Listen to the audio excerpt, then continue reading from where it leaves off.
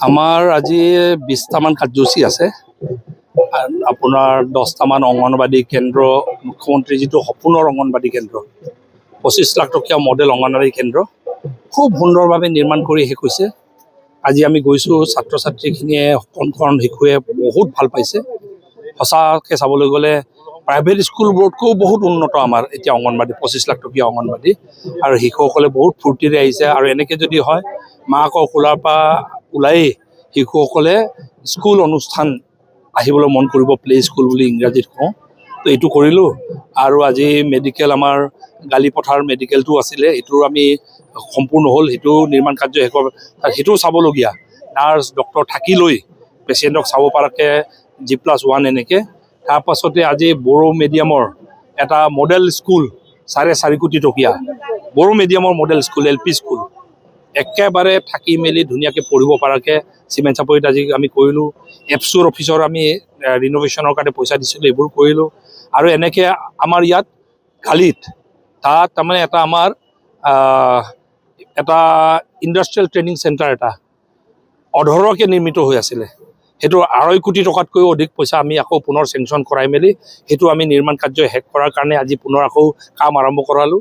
সেইটো যদি সম্পূৰ্ণ হৈ যায়, আমাৰ যুৱক যুৱতীসকলে ইয়াতেই ট্ৰেইন স্কিল লেবাৰ হিচাপে, ট্ৰেইন মানুহ হিচাপে ওলাই যাব। তেতিয়া ৱেজেছবোৰ বেছিকৈ পাব।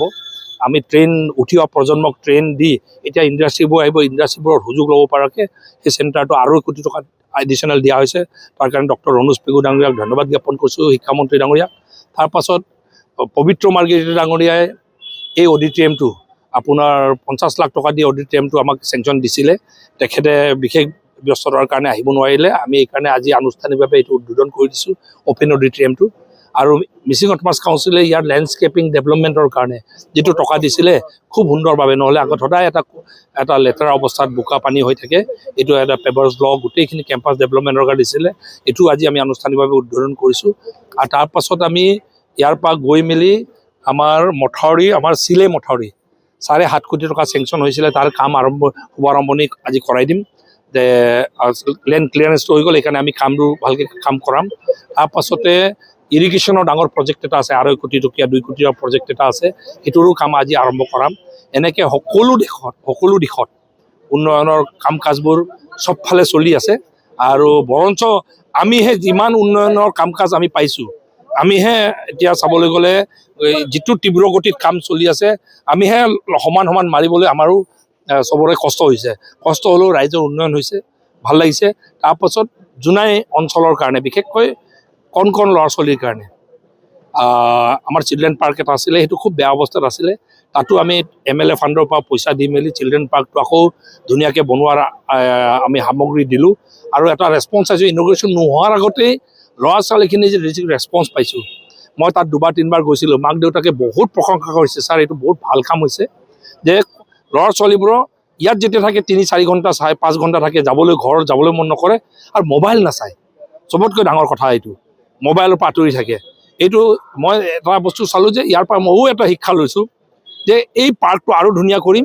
আৰু অহাবাৰ প্ৰত্যেকটো পঞ্চায়তৰ এনেকুৱা পাৰ্ক আমি যদি দি দিওঁ, তেতিয়া ল'ৰা ছোৱালীবোৰে মোবাইলৰ পৰা আঁতৰি থাকি এটা তেখেতসকলৰ আপোনাৰ ফিজিকেল ডেভেলপমেণ্ট হ'ব, তেখেতসকলৰ মেণ্টেল ডেভেলপমেণ্ট হ'ব। আৰু মাক দেউতাকৰ কোলাৰ পৰা গৈ এটা ভাল পৰিৱেশত তেখেতসকলে খেলা ধূলাৰ পৰিৱেশ এটা দিব পৰাকৈ প্ৰত্যেক পঞ্চায়তত এনেকুৱা চিলড্ৰেন পাৰ্ক আমি বনোৱাৰ কাৰণে এতিয়া ইতিমধ্যে সিদ্ধান্ত লৈছোঁ। আৰু তাৰো আজি শুভাৰম্ভণি কৰোঁ। খবৰ ল'লোঁ, সেইটো ভুলবশতঃ সোমাইছে বুলি ভিডিঅ'ই মোক জনালে, তাৰ কেঞ্চেলো কৰিছে। তো সেইকাৰণে এনেকৈ আপোনাৰ মোৰ ইয়াত চাওক, আপুনি 35-36 হাজাৰ মানুহৰ নাম আমি অন্তৰ্ভুক্ত কৰিছোঁ। তাত 1-2টা ক'ৰবাত ভুল থাকিব, কোনোবাই যদি আঙুলিয়াই দিয়ে সেইবোৰ আমি লগে লগে, যেনেকৈ যোৱাবাৰ বহুত জেগাত কি হৈছে, 2-3জনে এটা একাউণ্টত টকা পাই আছিলে। আগত চৰকাৰী চাকৰিয়ালো বহুতে সোমাই থৈছিলে। লাহে লাহে গভৰ্ণমেণ্টে এইবোৰ স্ক্ৰিনিং কৰি আপুনি যদি চাই অৰুণোদয় 1ত যিসকলে পাইছিলে বহুতৰ কৰ্তনো গৈছে। আৰু বহুত পৰিয়ালত এনেকৈ য'ত চাকৰি পাইছে বুলি আমি গম পাইছোঁ, এইটো আমি কৰ্তন কৰিছোঁ। এনেকৈ ক'ৰবাত যদি ভুল ওলাইছে আপোনালোকে আমাক আঙুলিয়াই দিব, আমি কৰ্তন কৰি গৈ থাকিম। নাই, মই ভাবোঁ যে এনেকুৱা অভিযোগটো খুব মানুহে কোনোবা যদি কৈছে, ফৰ্মেল যেতিয়ালৈকে কমপ্লেইন আমি পোৱা নাই, যিহেতু মই পোৱা নাই, আপুনি কৈছে, মই সত্যতাটো যদি ক'ৰবাত সত্যতা আছে মই এইটো তাৰ তদন্ত কৰাম আৰু তাৰ একশ্যন ল'ম। সেইটো মুখ্যমন্ত্ৰীয়ে এইটো জিৰ' টলাৰেঞ্চ, বিশেষকৈ এইটো দৰিদ্ৰ মহিলাৰ কাৰণে, যিহেতু মহিলাসকলৰ কাৰণে। আৰু তাত যদি কোনোবা চাকৰিয়াল মানুহ আপুনি কোৱাৰ নিচিনা যদি চাকৰি পাইছে, সেইটো আমি কৰ্তন কৰিমেই, কনফাৰ্ম, বাচি নাযায়। কোনোবা যদি ধনী মানুহ পাইছে, সেইটো কৰ্তন হ'বই।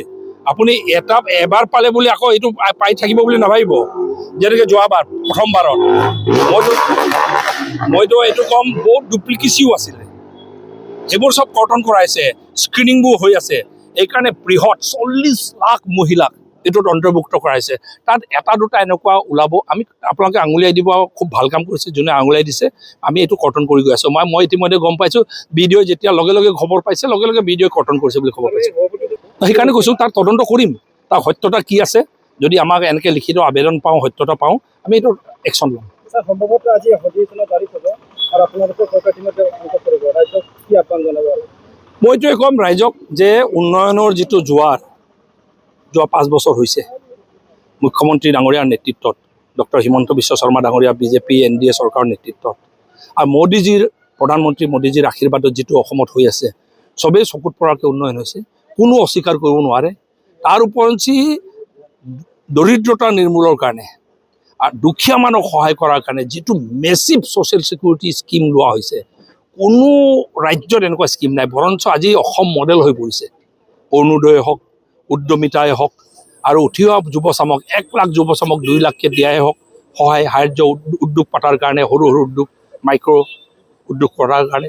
তাৰ উপৰঞ্চি চাকৰি, আপুনি কোনো ৰাজ্যত এনেকৈ নিকা চাকৰি দিয়া ক'তো নাপাব, যে 1,65,000 যুৱক যুৱতীক ঘোচ ঘাচ নোহোৱাকৈ, কংগ্ৰেছৰ দিনৰ দুৰ্নীতি নোহোৱাকৈ চাকৰি যে দিছে, মই ভাবোঁ যে এই আৰু উন্নয়ন জেগা সিদিনা আপোনালোকে নিজে চাইছে যে লোকে আচৰিত হৈছে, এনেকুৱাও ৰাস্তা হ'ব পাৰে নেকি আমাৰ 4 লেনটোক লৈ। বৰঞ্চ মুখ্যমন্ত্ৰীয়ে যেতিয়া ইয়াত আহোঁতে এই 4 লেনৰ যেতিয়া বাতৰিটো দিলে, ক্লিপটো যেতিয়া দিলে, বৰঞ্চ কংগ্ৰেছ আচৰিত হৈছে, এইটো AI জেনেৰেটেড বুলি কৈছে। তাৰমানে ইমান সুন্দৰ হৈছে, মানুহে ভাবিছে যে এয়াৰ নিৰ্মিত বুলি কৈছে। তাৰমানে আপুনি উল্টাকৈ ভাবি চাওক, তাৰমানে বিশ্বাস নকৰিব, লোকে বিশ্বাস নকৰিব পৰাকৈ আমাৰ ডেভেলপমেণ্টবোৰ হৈছে। যিটো বাস্তৱ কথাটোক AI বুলি ক'ব চেষ্টা কৰিছে। তাৰমানে কি, কংগ্ৰেছৰ বিশ্বাস হোৱা নাই, কিয়নো কংগ্ৰেছে এনেকুৱা সপোন কেতিয়াও চোৱা নাছিলে, এনেকুৱা কাম আগত কৰা নাছিলে। আমাৰ দিনৰ কৰা কামবোৰ তাৰমানে ইহঁতে সপোন বুলি ভাবিছে। তাৰমানে নাই, সেইটো আমি বনাম, এইটো কথা পাতি থৈছোঁ, সেইটো আমি কৰিম। অসম চৰকাৰ, মই মুখ্যমন্ত্ৰীকো কৈছোঁ, অসম চৰকাৰে পইচা দিব, এইটো আমি কৰিম। খালি 4 লেনৰ যিখিনি মেণ্ডেট আছে, ডিপাৰ্টমেণ্টৰ যিটো মেণ্ডেট আছে, সিহঁতে কমপ্লিট কৰি লওক, বাকীখিনি ড্ৰয়িং কৰি আমি আমাৰ ডিপাৰ্টমেণ্টেৰে আমি এইটো কৰি পেলাম। আৰু ছাৰ, যোনটো আমাৰ বৈকুণ্ঠপুৰৰ পৰা যোনটো লক্ষী পথাৰ, তাৰ মাজত যোনখিনি এণ্টি ক্লিয়াৰ বৰ্ড, পেনেল বৰ্ডসমূহ ভাঙি দিছে, সেই সন্দৰ্ভত কি ক'ব? এইটো খুব বেয়া কাম কৰিছে যিসকলে কৰিছে। আৰু মই এটা বস্তু লক্ষ্য কৰিছোঁ, তাৰমানে বিৰোধীসকলে সিহঁতৰ হজম হোৱা নাই। তাৰমানে মইতো খবৰ পাইছোঁ, ক'ৰবাত কংগ্ৰেছীসকলে হজম হোৱা নাই, আমাকতো একো কৰিব নোৱাৰে, চৰকাৰক একো কৰিব নোৱাৰে। আৰু সিদিনা দেখিছে আপোনালোকে, মুখ্যমন্ত্ৰী ডাঙৰীয়াই আহোঁতে আশীৰ্বাদ দিবলৈ লাখ লাখ হাজাৰ হাজাৰ মানুহ গোটেই ধেমাজি জিলাত ওলাইছে। মোৰ ইয়াত সমষ্টিৰ 70,000 মান মানুহ ওলাইছে। কোলাজান, আপোনাৰ এই ভৈৰৱপুৰ, নামচুগৰ ওচৰৰ পৰা আৰম্ভ কৰি চিমেণ্ট চাপৰি, লাইমেকুৰি, জোনাই, আপোনালোকে দেখিছে কেনেকৈ যুৱক যুৱতী ওলাইছে, বৃদ্ধ মানুহ কেনেকৈ ওলাইছে আশীৰ্বাদ দিবলৈ।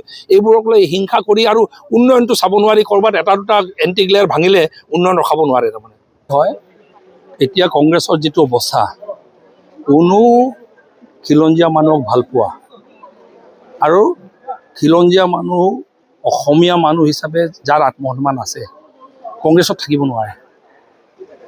তাৰ কাৰণে মই আমাৰ যুক্তা কুম্বাং ডাঙৰীয়া, তেখেত আমাৰ চিমেণ্ট চিৰিটঙানী ব্লক কংগ্ৰেছৰ সভাপতি আছিলে, তেখেতে সিদিনা খুব সুন্দৰভাৱে জাতীয় সংগঠনসমূহৰ আপোনাৰ খুব এটা চামেল আছিলে, তাতে সহযোগ কৰি তেখেতে সিদিনা এটা প্ৰতিশ্ৰুতি দিছিলে যে কংগ্ৰেছ ত্যাগ কৰি তেখেতে জাতীয় সংগঠনৰ লগত ঘূৰি আহিব, জাতীয় সংগ্ৰামৰ অংশীদাৰ হ'বগৈ বুলি খুব আন্তৰিকতাৰে কৈছিলে। মই চাইছোঁ তাৰে প্ৰতিফলন। আৰু মই তেখেতৰ মই অনুভৱটো চালোঁ। এতিয়া তাৰমানে কি হৈছে, তেখেতৰ লগতে জোনাই সমষ্টিতো যিখিনি খিলঞ্জীয়া মানুহ আছে, আৰু যিখিনি সেই চাবলৈ গ'লে কংগ্ৰেছ এতিয়া বাংলাদেশী মিয়াৰ ৰক্ষকৰ দল হৈ পৰিছে। ইফালে আমাৰ চৰকাৰে এভেকশ্যন কৰি বাংলাদেশী মিয়াৰ আগ্ৰাসন ৰোধ কৰাৰ কাৰণে প্ৰচেষ্টা চলাই আছে।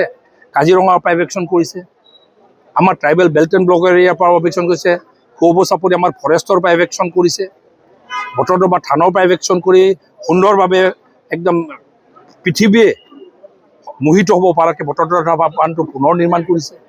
বৰপেটা সত্ৰৰ মাটি দখল কৰা আমি এভেকশ্যন কৰাই দিছোঁ। তো PGR VGR যিখিনি বাংলাদেশী মূলৰ মানুহৰ আগ্ৰাসন এইবোৰ গ্ৰহণ কৰে 1.5 লাখ বিঘা মাটিৰ পৰা ফৰেষ্টৰ মাটি ট্ৰাইবেল বেল্ট এণ্ড ব্লক সোণাপুৰৰ পৰা আৰম্ভ কৰি চব উদ্ধাৰ কৰিছে। সেই সময়ত কংগ্ৰেছে কি পজিশ্যন লৈছে যে মিয়াক বোলে চৰকাৰ আহিলে মিয়াসকলক আকৌ পুনৰ বাংলাদেশী মিয়াসকলক সেই মাটিবোৰ ঘূৰাই দিব, ঘৰ বনাই দিব। সেনেকৈ ক'লোঁ কোনজন খিলঞ্জীয়া মানুহে কংগ্ৰেছ পাৰ্টিত থাকিব। সেইকাৰণে মই যুক্তা কুম্বাং ডাঙৰীয়াক মই আদৰণি জনাইছোঁ। তেখেতে এইটো দল ত্যাগ কৰি কংগ্ৰেছ ত্যাগ কৰি তেখেতে জাতীয় সংগঠনৰ লগ খাই এই সংগ্ৰামত পুনৰ জাতীয় সংগ্ৰামত চামিল হৈ খিলঞ্জীয়া মানুহৰ কাৰণে মাত মাতিবলৈ আহিছে। মই আদৰণি জনাইছোঁ। আৰু তাৰ উপৰিঞ্চি মই এতিয়া খবৰ পাইছোঁ বহু কংগ্ৰেছী আপোনালোকে চাব এই সপ্তাহৰ ভিতৰত আৰু ত্যাগ কৰিব। কিয়নো ইয়াত বিশেষকৈ মানুহ কংগ্ৰেছী যিখিনি জেনুইন কংগ্ৰেছী কৰি আছিলে সঁচা অৰ্থত আজীৱন কংগ্ৰেছী কৰি আছিল, সিহঁত সঁচাকৈ অসন্তুষ্ট যে এটা দুৰ্নীতিগ্ৰস্ত কলংকিত এটা মদাহী পেনত পেচাব কৰি দিয়া এনেকুৱা মদাহী এজনক প্ৰাৰ্থী বনালে ইয়াত আৰু কোনে কংগ্ৰেছ কৰি থাকিব। চাবলৈ গ'লে আপোনালোকে চাব এতিয়া আমাৰ ছাইডত চিলাপথাৰ ছাইডত সিফালে আৰু কংগ্ৰেছ নাই। আৰু সভাপতিজনে ত্যাগ কৰিলে যেতিয়া আৰু আপোনালোকে চাব এইকেইদিন গোটেই ত্যাগ কৰি কংগ্ৰেছ নাইকিয়া হৈ যাব। ইয়াতো আপোনালোকে চাব কেইদিনমান পাছত চব কংগ্ৰেছ ত্যাগ কৰিব। মই সেইকাৰণে আহ্বান জনাইছোঁ যিখিনি মানুহ সঁচা অৰ্থত খিলঞ্জীয়া মানুহক ভাল পায়, খিলঞ্জীয়া মানুহৰ হকে কাম কৰিব বিচাৰে, এতিয়াৰ কংগ্ৰেছত থাকিব নালাগে। আৰু ভৱিষ্যতে যদি মহাত্মা গান্ধীৰ কংগ্ৰেছ যদি কেতিয়াবা হৈ গৈ সেইটো বেলেগ কথা, কিন্তু এতিয়াৰ যিটো কংগ্ৰেছ আছে মই ভাবোঁ যে এইটো মিয়াৰ ত্ৰাণকৰ্তা আৰু দুৰ্নীতিগ্ৰস্ত এনেকুৱা প্ৰাৰ্থী পক্ষত কোনেনো থিয় হ'ব। শিক্ষিত মানুহ, সচেতন মানুহ আৰু যোনে সমষ্টিক ভাল পোৱা মানুহ কোনো থিয় নহয়।